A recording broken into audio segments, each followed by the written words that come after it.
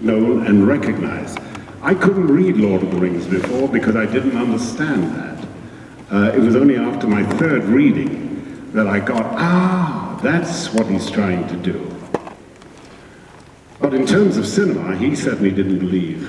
He sold it for very, very little money because he had a bill from our equivalent of your IRS. And so he knocked it out for some poor fool to try and make a film of it. And of course, I think Sallah ended up with the rights. Very canny man, and who probably made billions out of it in the end. Anyway, I lost my track. 1 second, yeah. So we know that the film is really unfilmable. But it was Fran and Peter, they essentially were the people who actually found a way through the story. And they knew what the characters were, and they were in love with those characters, and they wanted to bring them to life.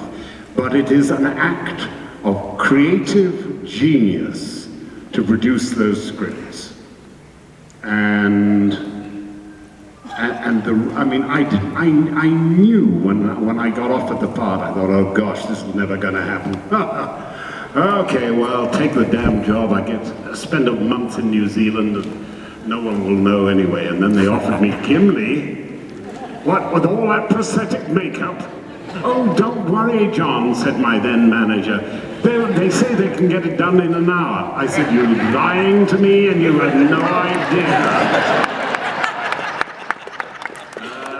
Yes, but as a matter of fact, I was with a new agent at the time, and he said, John, if you turn down this part, I don't think we can continue to represent you, which I thought was a bit tough. And then it was my #1 son, Ben, who said, Dad, I think it'll be really stupid to turn this part down. And I said, why is that, son? He said, because just think, in every bookshop, in the English-speaking or any language-speaking world that reads books, there is that much space devoted to Tolkien's work in every bookshop. And I thought, actually, you got a point there. But all the credit, really, all the credit goes to Peter Jackson and his team, because they did everything right. There wasn't really a film industry in New Zealand, but this funny little man who walks up mountains in the snow in shorts had this vision. Now, he'd done 1 or 2 rather good films with 4 or 6 main characters. Let me tell you, anyone can direct a film with 4 to 6 characters if you've got 6 or 8 weeks to do it. Anyone can do it. Sadly, most of them try. But he didn't have a track record for something as huge as this. When you're in a really big show, there are 21 principal characters in this. There are hundreds of horses, canoes. When I sat in the set designer's office, the phone went, and he picked it up and he said, oh, really? Oh, thank you. He said, our architectural plans, that was the printer of them. He just said we've now got to 8 kilometers of architectural plans that he's printed. That was in the first show. Just genius. Organizational genius. If you're going to be a great producer, you have to have the imagination and the organizational skills of a Rommel. Because a film is an army on the march in unknown territory where something will go wrong, catastrophically wrong.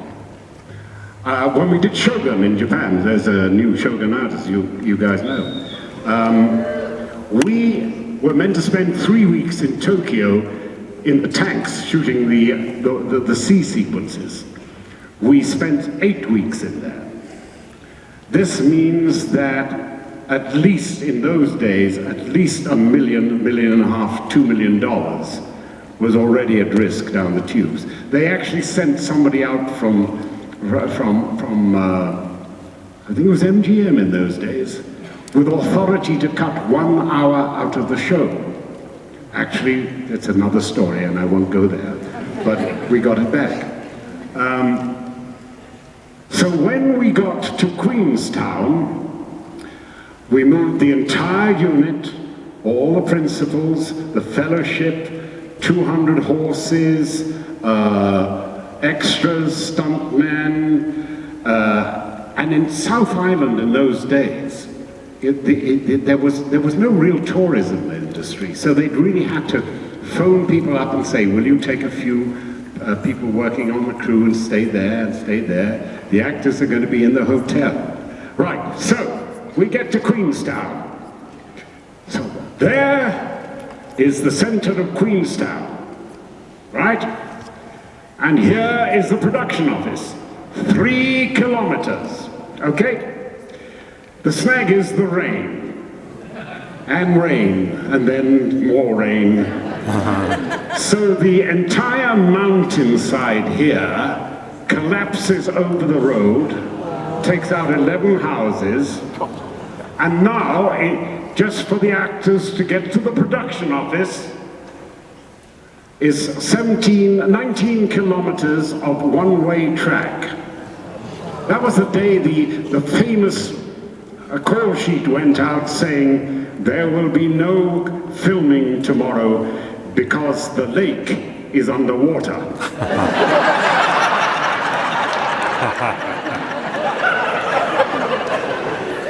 Now, what do you do? If you're a producer, you are in real trouble. They were so good that we did not, in fact, film that day when the lake was underwater. We all got into transportation and went up to a different part of New Zealand, and the following day we started shooting another sequence over there.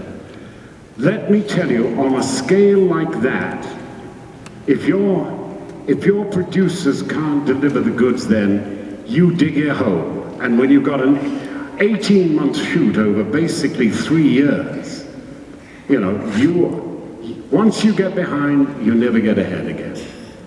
And it was genius on the part of production that carried us through that time.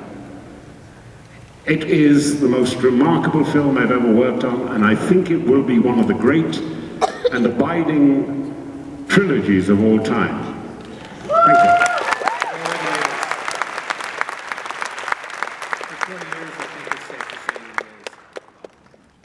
Well, how are we doing for time? Hang on, before that we get the next question.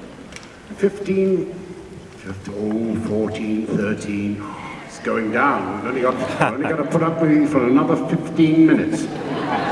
Nearly 14. Well, I guess I'll try to be brief. I'm going to go the Indiana Jones route with my question. I know in the first one, Sallah sings a couple songs. Are those original to you, or were those like given to you, or those Egyptian songs that you sang? I think Stephen and I had a little conversation early on. He said, "You sing?" And I said, "Only filthy rugby songs in the background." And he said, "Well, you know, do you listen to music?" And I said, "Yes, of course." And he said, "What sort of music?" I said, "I'm a classical man, but you know, Gilbert and Sullivan, anything like that." And I forgot about it. And then, so I arrived on my, you know, the way we shoot films, my first day on the film was the last scene I have in the film. So I arrive and there's Steven Spielberg sitting on the quayside in La Rochelle going, and I said, "What are you doing?" He said, "I'm writing your scene." I said, "My scene says, Indian and Marian say a sorrowful goodbye to Sallah." He said, "This is what I'm writing." I looked over his shoulder and I said, "He wouldn't say that. He'd be more inclined to say da-da-da-da-da, da-da-da-da." He looked at me and he said, "All right, da-da-da-da, da-da-da-da." as soon as it's dark, we'll start, getting near to dark, we've got set up, we'll start shooting the scene. Oh, by the way, your character, when he's high or happy, he bursts into Gilbert and Sullivan. Incorporate that at the end of the scene, will you? I drew myself up to my full, then 6 foot half an inch.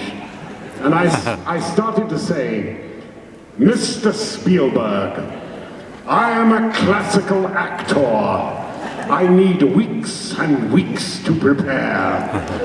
And I said, all right.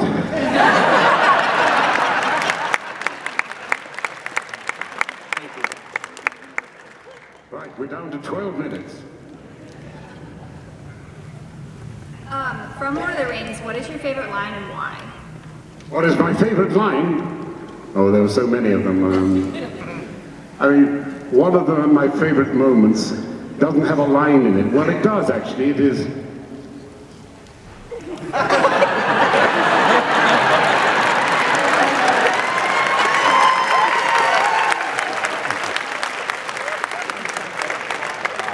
Shall I get you a box? Favorite lines. Oh, not the beard. Now that was another one that we were doing a bit of green screen, and we had to do a little bit of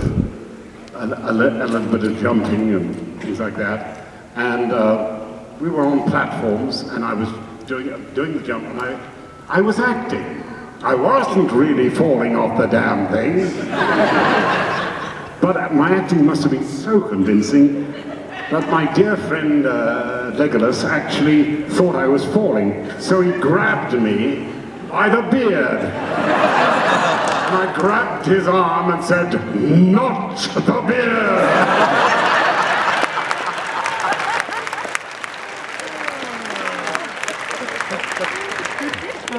It really irked me, you know, sometimes actors cannot get their heads around certain words.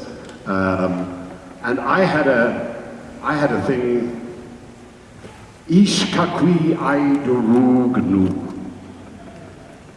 So, you know, we start doing the scene and I say, ish kakwi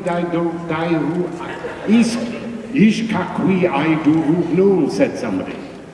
Right, go, fine, I've got it. Okay, and take it. Okay, and ish kakwi.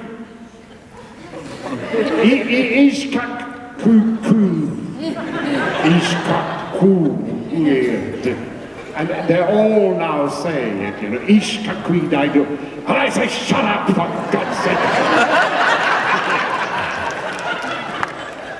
I worked with the lovely Richard Chamberlain on the old Shōgun, and Richard told me a story that he had. He was playing Dr. Kildare. Most of you are too young to remember Dr. Kildare. It was one of the greatest soaps of the time. Richard was new, he was about 22, he was desperately good looking. He was receiving, actually, 3,500 proposals of marriage a week. That's how popular he was. But he was working with a lot of older actors, Raymond Burr, all these legendary Hollywood actors, all of whom were so skilled and accomplished. And he said it was really nerve-wracking because, you know, he knew every word because he knew that they didn't want to work. They would film on Tuesday and on Wednesday and Thursday, and Friday was the day that they would have to go into overage if they got behind, and they liked to be on the golf course on Friday. So, you know, he said, I was really professional. I studied, I was always prepared when I went in. I knew the words. And we had this new script about a new drug called epinephrine. He said, but I looked at the words and nobody had told me what it was. And so I thought, well, that looks like if it's epinephrine. So he said, I learned, and I used epinephrine on almost every page of the darn script. Let's try epinephrine. He said, but there I was saying, epinephrine. So I go in, and of course, once somebody comes up to you and says, it's not, it's epinephrine. Oh, right, okay, then, epinephrine. He said we went 3 days over because I could not get a single line out without stumbling and screwing it up. He said, I have never been more embarrassed in my life. I thought of that when I was doing I know what it is, shut up! Ishkakwi Aidurugno.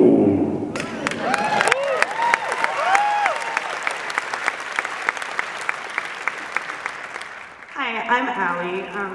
So I've been watching Lord of the Rings since as far as I can remember back, honestly, and I didn't realize until I was a teenager that you also played Treebeard. So I was wondering how it was like to play both characters, Gimli and Treebeard. Well, I thought I was doing rather well. I was quite happy. I made the realization that Peter Jackson really knew what he was doing. And I was one of the first people, I think probably the first people, to stand up in public and say, ladies and gentlemen of the press, revise your expectations upwards. 3 predictions. 1, this new film will be bigger than the new Star Wars. At which point Peter Jackson went, he was there like... Anyway, and I'd realized something about Gimli. Gimli is actually the most human character in the whole thing. It's an odd thing, but the others are rather specialized and rather perfect in their own ways. But Gimli is us, with our faults and what we hope will be our virtues. I mean, he is suspicious, paranoid, hostile, aggressive, dismissive of others, and yet he has the capacity to change.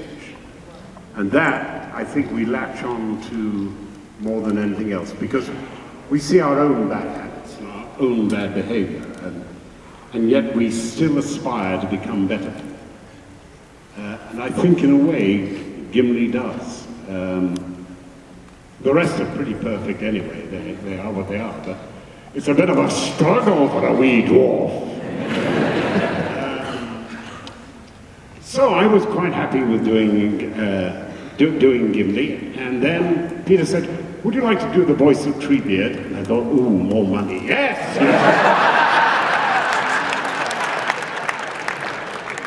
It's not just the dwarves that are venal characters, actors too. I thought, oh gosh, this is easy. Come on, I've done lots of voiceover stuff, I can create this character.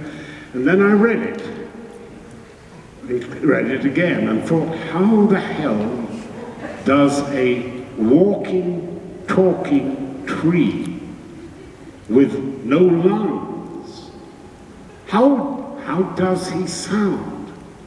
How can I get that part of